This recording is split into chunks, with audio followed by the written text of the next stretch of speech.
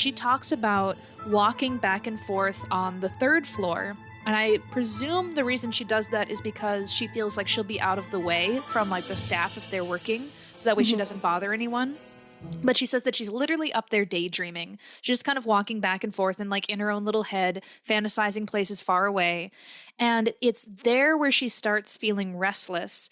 And it's on the 3rd floor where Bertha is kept, which I think is so interesting, where it's like Jane is feeling restless. Meanwhile, unbeknownst to her, there is a woman locked away in a singular room who's surely more trapped and restless than Jane can ever imagine. And I think one thing that I'm definitely doing while reading through this is kind of trying to like draw these parallels between Jane and Bertha, because I think there's something very interesting there. But that's, what really kind of stood out to me there. Yeah, absolutely. And I did actually find the passage that you were referencing, because I also noted this down, and I also agree that the proximity to Bertha when this passage happens is so critical. And it starts with women are supposed to be very calm generally, but women feel just as much as men feel.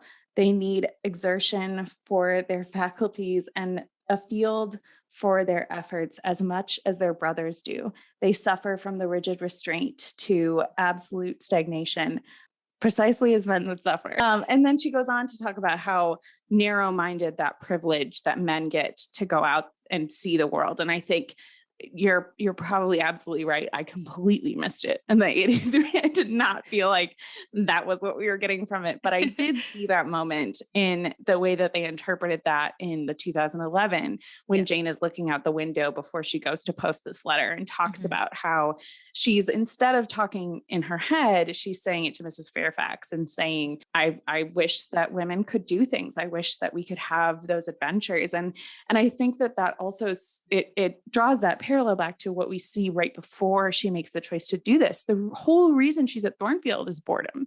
Yeah. She wants an adventure in her life. And she's like, what is the only way I can get that? What's the only kind of things within the constraints of society that I can get that? I'll go get a job. I'll get a job as a governess. I'm qualified for that. I'll go somewhere else.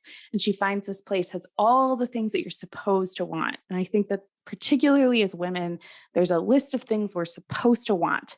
And they're supposed to make us happy. And we're supposed to be comfortable. And we're supposed to be wives. And we're supposed to be all of these things. And if you're not fulfilled by that, if you're not fulfilled by the small list of things women are supposed to want, this comfort and security and ease and people being nice to you and being in a place where you're cozy and a little bit isolated, but who cares? Then there's something wrong with you and you're crazy and we should lock you in an attic. Well, I was just going to say, I can't make this intelligent comparison until I've read specific chapters about Adele's mother and about Bertha. But those are examples of women who defied that restraint, right? They're probably not bored because, I mean, one is a ballet like singer or dancer, and she's off like dancing on the stage and getting wooed by wealthy men and living a crazy life. And Bertha, who knows what she got up to before they decided she's insane, lock her away. I think she's bored now. Yeah, she's super bored now. Unless she's playing movies for herself in her head, in which case she's probably fine. Yeah.